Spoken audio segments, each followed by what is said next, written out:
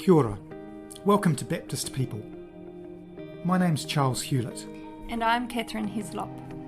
In our roles as National Leader and Executive Advisor within the Baptist Churches of New Zealand, we daily have the privilege of bumping into interesting people. These podcasts give us the opportunity to introduce them to you and to let them shape us as we endeavour to bring gospel renewal to people and places. In conversation, we explore something of their story. Why do we find them so interesting? What are they giving their lives to? Where does the motivation come from? We reflect together on both the highs and lows of their journey. Thanks heaps for taking the time to listen in today. This week I talk with David King. David is married to Anna and together they have 2 adult children currently studying at university. David has had a career in public policy with over 30 years experience in this space, including in the area of child protection. In this podcast, I talk with David about his own childhood trauma and the sense of worthlessness that he carried into his life, his recent journey from feeling worthless to knowing that he is loved and valued, and how this has changed his life. We also briefly touch on the recent Royal Commission of Inquiry into Abuse in Care, and we hear David's message for Baptists in this important space. In addition to seeking support from your faith community, David wanted to emphasise how important it is to seek professional help via your GP if you are feeling worthless, depressed, or anxious. David, from a very young age, you have felt a deep sense of worthlessness. Why did you feel this way? Well, Kathryn, to give you an answer to that, I have to talk about my dad a little bit, and I just want to make really clear as I say what I say that Dad, I now understand, really experienced his own hurt and his own way of coping with life, and the manner of parenting that he adopted as a result of that was misguided, but I do think he was doing his best as he understood it. So just want to really make that clear. Right. So Dad was he was an accountant, but he spent some time in the Territorial Army, and he came away from that deeply affected and in essence told me as I was growing up that he had learned everything that he needed to know in the army. And the key thing he had taken away from that was that people could achieve so much more than they thought possible if they were able to push themselves much further than they usually would. And if you like, the imposition of external discipline was the way to push people further. And even more than that, that you really needed to break someone's spirit and then drive them further to get that maximum achievement. And he, wrongly, I think, obviously, concluded that that was a technique or a style of parenting that was appropriate for his children because, he saw our success in as much as possible to be the ultimate good. So I grew up in an environment of very, very hard discipline. And just to give one story that sticks with me pretty powerfully, I was a very good soccer player as a young person, and I played in a team with a chap named Danny Halligan who went on to play for New Zealand. I thought I was pretty good because he was. And I had what I felt this would have been about 9 or 10 years of age, the perfect game. I remember one pass that I made which created a goal. It was just the perfect pass. And Dad just took me home from that game in stony silence. And as we got out of the car, he dragged me by the hair out to the backyard and just started holding on to my hair, throwing me to the ground and pulling me back up and saying faster, faster, faster. Oh, and, wow. and apparently there was one time when I was tackled where, from his point of view, I hadn't got up fast enough. So, this was his way of encouraging me to get up faster.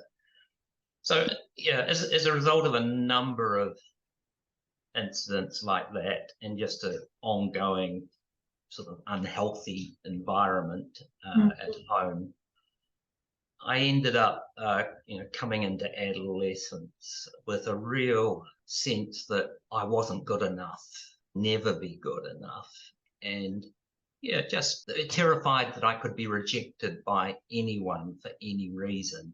And I guess having formed that view as a child, that felt extremely threatening, because as a child, if you're rejected, you don't have the ability to cope. And so that feeling of terror was really terror, I now realize, of death, of just not being able to cope with not having anyone around me to support me and so on. Yeah, I guess that's how I ended up with feeling not very good about myself. Yeah, that's quite the story that you've got, David. That's really tough. Yeah. So you've recently been on a journey from this feeling of worthlessness, which is completely understandable, to a feeling of being worthwhile. So can you tell us about that? Yeah, I'll just tell it in two parts. The one is the real story, as it were, of the last 5 or so years. But I just want to acknowledge that over the previous years, from being an adolescent to someone of an age, let's say 50-ish, 50 plus 5 or a little more. That I was very, very fortunate to have a couple of things which kept me in the game of life, as it were. Right.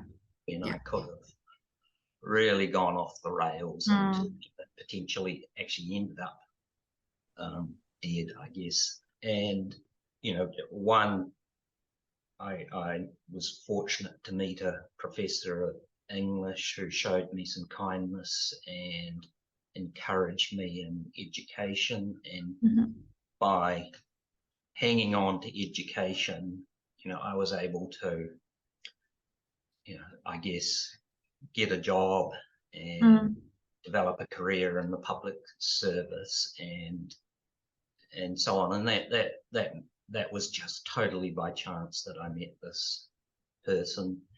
And then and then secondly, I was finishing my MBA and in a place of just terrible despair and just about to give up on life. And my MBA program director,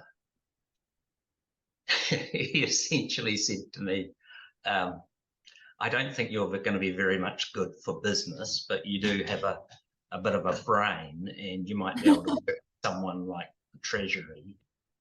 I had no idea what the Treasury was, but a couple of weeks later I was working there, and I just landed in this wonderful world of public policy where you get to think about what could the government do to make people's lives better. And amazing. And so that provided me with a career and just the ability to hang on in there for quite a number of years. And both, that call by my program director, again, it was a chance thing. And if it hadn't happened, then who knows how life would have ended up.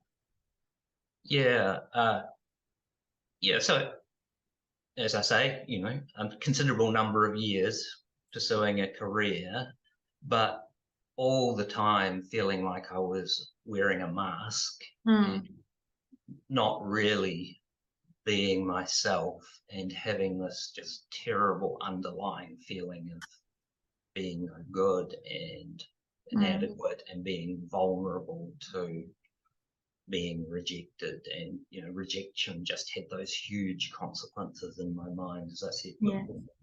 Mm. And eventually, 5 years ago, I guess, I just couldn't maintain that mask anymore. Yeah.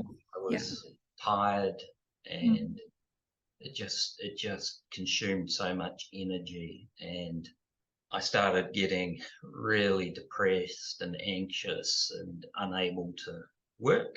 And eventually in 2020, just had to give up my job because I just couldn't function.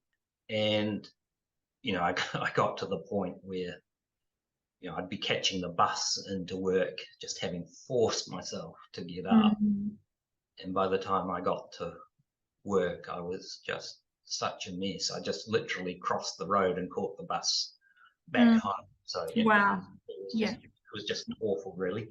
Yeah. But I was so fortunate to have an attachment to Karori Baptist Church. We'd brought up our children there. Nice. And about that time I was experiencing all that depression and not being able to keep the mask up. I talked to one of the pastors there, and I just said, look, I'm having this real struggle. I've never had the sense that God loved me, and never felt loved. I just feel so bad about myself. And she said, what would make a difference? And I don't know where this thought came from, but I said, I've always imagined just having 2 or 3 people who I guess could meet with me from time to time, perhaps pray with me, just hear where I was. And, just an amazing story of support unfolded from that. And over the past 5 years, there's been effectively 4 people at Karori Baptist who have met with me once a week or once a fortnight for quite a few years. And then in their individual ways over the last couple of years have supported me in the different ways that they can. And just such an active demonstration of love and care and concern. So, that's been the foundation. But then, there's just been such an internal journey from that point of worthlessness to now, I guess feeling really, really loved in the fullest sense of the word. And as a result of that love, feeling in a sense, feeling no fear, no vulnerability, able to be myself.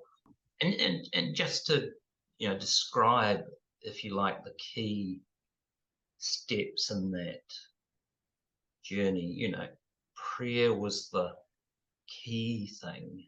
And, to be frank, I wasn't really sure whether I believed fully in God or even what belief meant, but this verse just resonated with me that made a difference. And I'm sure it's very familiar to a lot of listeners. It was Jesus saying, don't be afraid, seek first the kingdom of God. And effectively, he was saying, everything that you need, everything that you worry about will be taken care of. What you need will be provided to you. Yeah. And something deep in me said, look, I do believe there is a better way than my way. And that there is this thing called a kingdom of love, I guess. And I really want to commit my life to trying to find that kingdom. And, I would live with such regret if I look back on life and I hadn't given myself to that notion. And as a result, I really turned to God in prayer, being completely open with him that I wasn't sure that he was there, but I guess started talking as if he was. So stepping out in faith. I guess it was stepping out in faith, but it was a very tentative faith at that stage. But yeah, the next step was really just being, having this sense from my knowledge of the Psalms that it was okay to tell God exactly what you were feeling. And that resulted in me just being able to pour out all the emotion that I felt. And there wasn't just that sense of terror and fear. There was so much anger, so much grief, and surprisingly in some sense, but quite profoundly just a sense of disgust and revulsion at what had been done to me. That whole process of releasing those emotions, being able to talk about them with a God who was there to listen and to judge, wanted to hear exactly what I was feeling, wanted me to be real, not to have a mask. How did you get that out? Like, did you write it out? Did you just talk to God over and over and over again? Was it just constant prayer? Constant prayer. And this is the thing that has been my whole journey. It has been learning to have more and more confidence in that prayer process and in a God who, in my mind, is a father, is my real father, as it were, and who wants me to be totally real with him. There to be no artifice, there to be no sort of formulaic stuff about being with them, to treat him as a real father to whom you would run with your worries, look for comfort from, look for counsel from. So that's been the sort of constant theme. But just to very briefly return to the sort of final phases of that prayer process. In prayer with God, I had to really unpack two things. One, what do we actually mean by love? Because I didn't really know what that meant. And through that process, I just developed this idea or the sense of what love is, that it is being fully accepted as one is. It's being greeted with warmth and joy whenever you come into someone's presence. It's forgiveness. It's looking out for your best. Many things. And so as I learnt about that, I could just rest more and more in that sense of, this is who the person I'm talking to, and that feeling, not just the knowledge that God loves you, but the feeling I am loved began to develop. And it's kind of like you could just come to God with all of your mess and all of your brokenness, and absolutely still all of that was still good enough to be deeply, deeply loved by him. In fact, not that God has favorites, but that he has a particular heart for the brokenhearted, and is certainly there for them, and understands that sense of having a broken spirit and wanting to give the spirit of life. And just the very, very final step was actually in prayer unpacking what is it actually to believe in God. And I guess looking back, I had a very nominal sort of faith, whereas through this process I saw, well, to believe something is to actually look at something and draw a conclusion about it and commit oneself to it. And I really went through this process of, okay, there was this guy, Jesus, who came and said amazing things 2,000 years ago, who died and according to the witnesses, was resurrected, and asked myself, do I really believe that? Am I willing to put my life on the line for that and live as best I can in accord with that? And just reaching that decision and saying, yes, when I look at it all, I'm prepared to believe that. I think that's the right decision. And, once I did that, it just all fell into place. And I just moved to that point of, I guess, fullness of life that we're promised. Amazing. That started sort of 18 months ago. And I just pinch myself now and I just can't believe the life I'm living. So that's incredible. Yeah. Wow. That's an amazing story. So, so it's changed your life. So how has it changed your life? What's the life that you're living now? Yeah, it all flows from this concept of love. I have, I guess, an orientation of love. That sounds a bit arrogant, but I really believe that in the way I approach life. And it starts through this tremendous sense of daily intimacy with God, because God loves me, and we love God because he loves us. And so there's that just richness of relationship to fall back on, to provide the foundation for life. Can I ask, do you think that you have more of a heart to love others in the way you live your life because of your experiences, because you didn't receive that love yourself?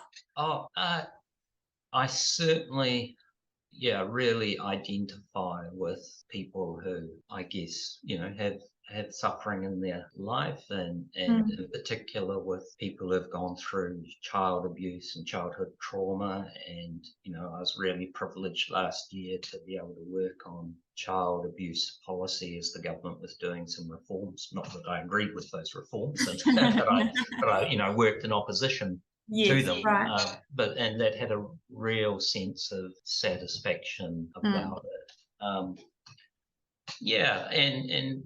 I guess all my relationships with friends and family have just improved enormously, and I would say there's now a deep relationship with most of them because I bring my true self, who I am, God, to them. And because I'm not worried about myself and who I am and feeling vulnerable to them, I can be open to, well, what's this person really saying? And what's the response to them that would be the loving one, the one that looks to their best interests? So I think, that's the guts of it. But and also just having this tremendous sense of purpose now that, I know what my, again, it sounds slightly fanciful, but I just have this sense of purpose that, there's things which I was born to do that are true me and who God made me to be. And, each day is devoted to those things. So, they just from my reading of psychology and so on, they just say people having a sense of purpose and meaning is so important in recovery and so on. And, my experience is God delivers a sense of purpose and meaning. So, it must be an incredible weight off your shoulders that you probably couldn't even work out you were carrying. Now being able to be your true self and accepting of that. You make a really good point, Kathryn, that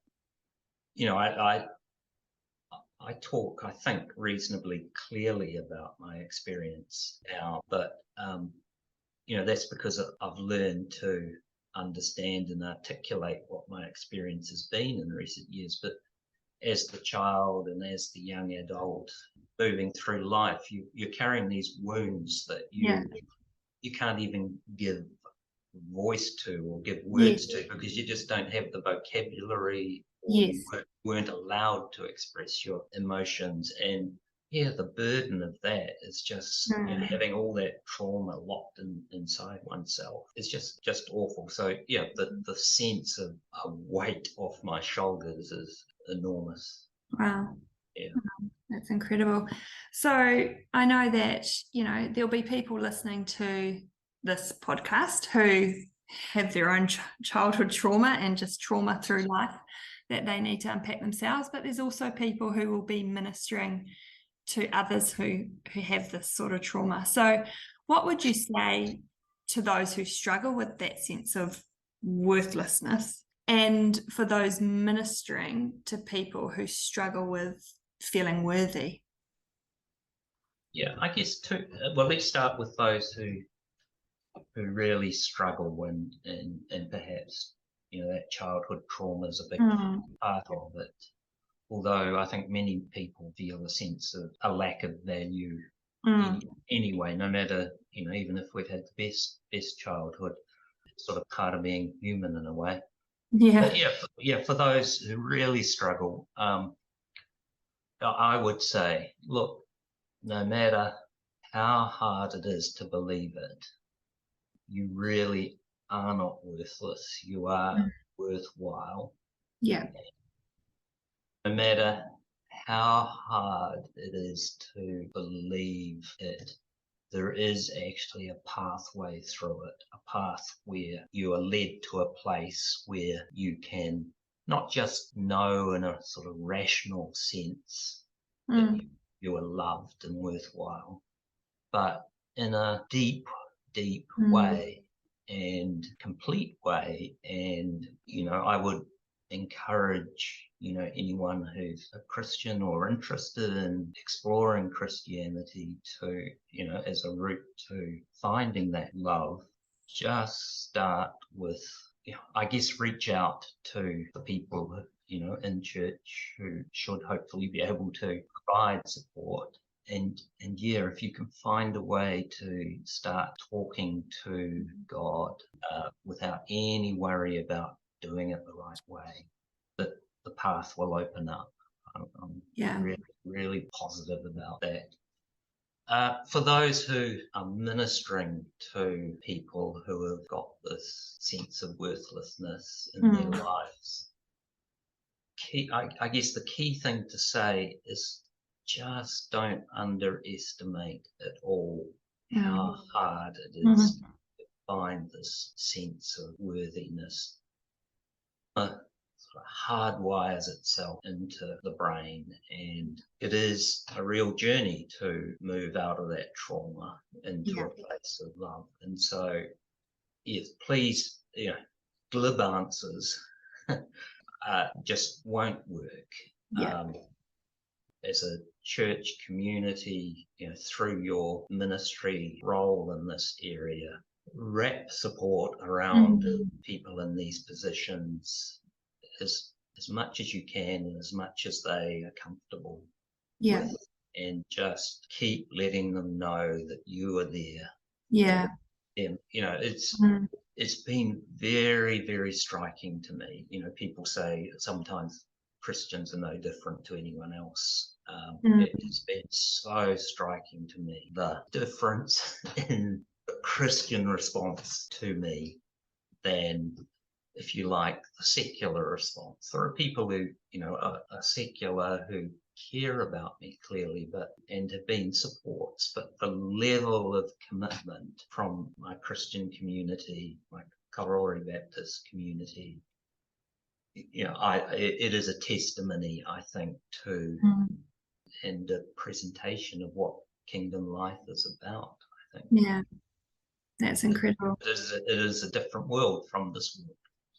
You've had many years actually working in that policy space. Like you say, you talk about that providing a good career for you. And I realised that you've been involved in child protection. As you know, we've had recently a Royal Commission of Inquiry into Abuse and Care in faith-based institutions. So this has impacted every church across New Zealand. They've all had to trawl through records, and it's been very much an eye-opening experience for every single church. So, because of your experience in this space, what message would you like to share with our churches in this area? Yeah, great question. I think probably two things. I'd say, A, don't underestimate the damage that the record of abuse in faith-based institutions has done to people's perception of Christianity and churches. And yeah, we need to own that as churches. We need to own it, say, not be defensive about it, say, we got it wrong. We didn't live up to what we espouse, the values that we espouse, and we are committed to restoring relationships where we want it with those who have been hurt, and helping them repair themselves, I guess. And just as importantly, we're committed to putting in place measures that really ensure this doesn't happen. And if it does happen, to happen again, not to go into denial, but to move into true responsiveness. So it potentially provides the church with a good reason to reflect on what it has been and who it is now and where it wants to go, and to ask itself, to what extent do we really embody the principles that we were taught by Jesus, and how can we take steps to have love right at the heart of ourselves and show that love to one another and out there in the community in a way that's recognizably different from the love that you get in the world, as it were. Yeah, absolutely. That makes sense? It's just a thought. Absolutely. I would say, I think where wrongs have been done, I think the church needs to absolutely front foot it, and like you say, put in place really good policies and processes as best as possible that people can be safe within their context.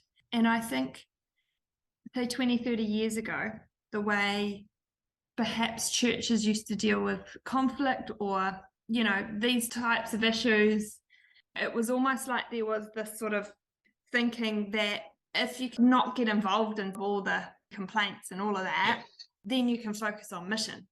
But my thinking is, if you get involved and you take people's voices seriously and you hear them, that is mission. Absolutely. Because at the end of the day, mission is showing love to the people around you, and showing that love to those who most deserve your love, and those who have been hurt by the very institution that they went to for. Is so important. Yeah, I agree. And thanks for the work you do. It's just so important. It has been so great talking with you today, David. Thank you so much for sharing your story so honestly, and being willing to be vulnerable and really put it out there for us. Massively. No problem at all. It's I just feel so impacted by what's happened to me. So, as you put it, just such a weight has been lifted from me that it's important to make that story known, so that if it helps others, then that's a wonderful thing. Yeah, absolutely. Yeah, awesome. Cool. Thanks heaps, David. Okay.